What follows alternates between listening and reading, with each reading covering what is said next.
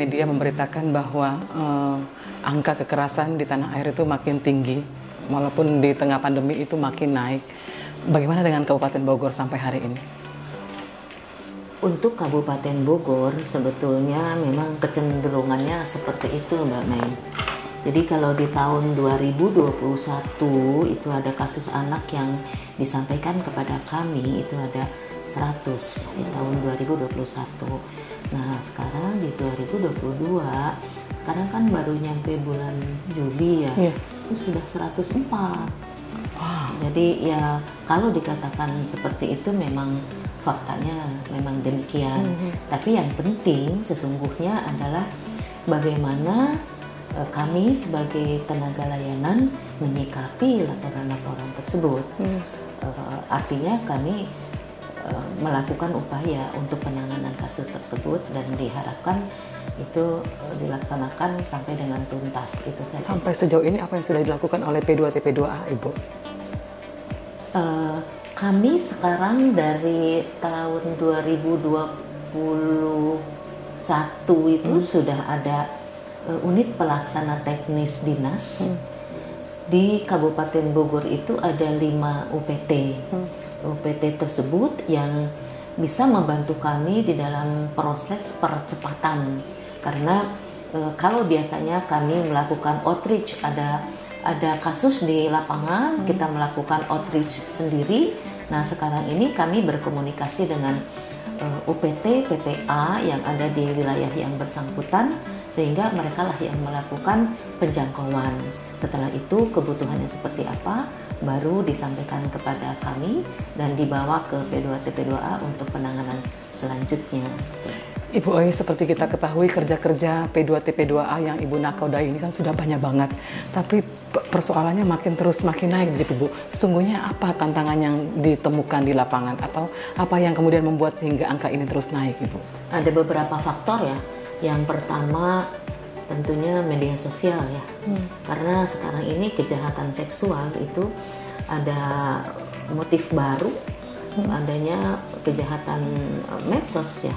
Jadi ada ancaman terhadap anak yang memang diajak untuk melakukan pornografi, kemudian anak itu kebetulan mau gitu ya, karena sekarang ini sudah ngetren kan berkomunikasi melalui internet gitu, jadi anak itu akhirnya mau gitu berdalih berpacaran, kemudian dia disuruh mengirim foto yang tidak sopan lah gitu, foto yang mengarah kepada pornografi. Setelah itu diancam kalau dia tidak memberikan imbalan, misalnya dia akan disebar foto tersebut. Ini kasus baru yang sekarang ini cukup ngetren. Dan ini persoalan yang ditemukan di Kabupaten Bogor juga Ibu, salah satunya. Kabupaten Bogor juga. Dan sekarang ini kan akses pelaporan itu sudah ada di mana-mana, termasuk di Sigadis ya. Sigadis yang dengan Diskominfo itu yang di 112.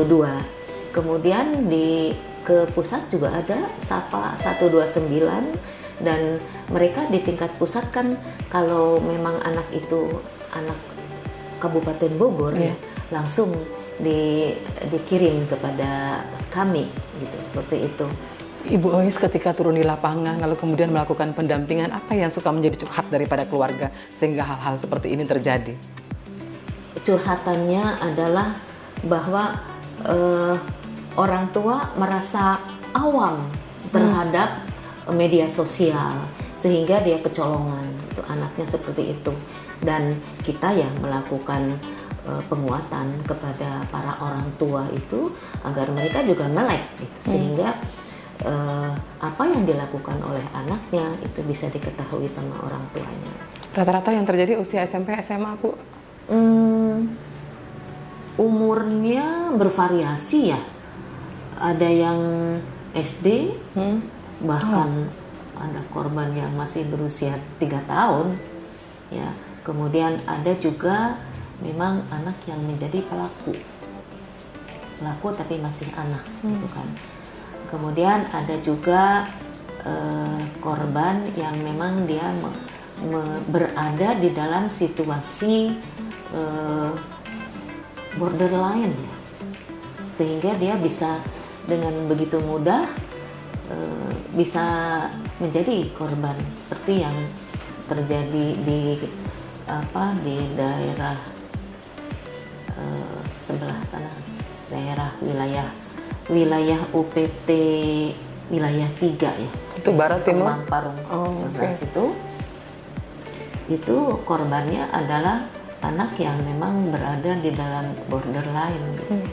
Hal itu dimanfaatkan karena konon menurut analisa psikolog bahwa libido dari anak yang borderline itu memang lebih tinggi daripada anak yang normal, sehingga ketika dia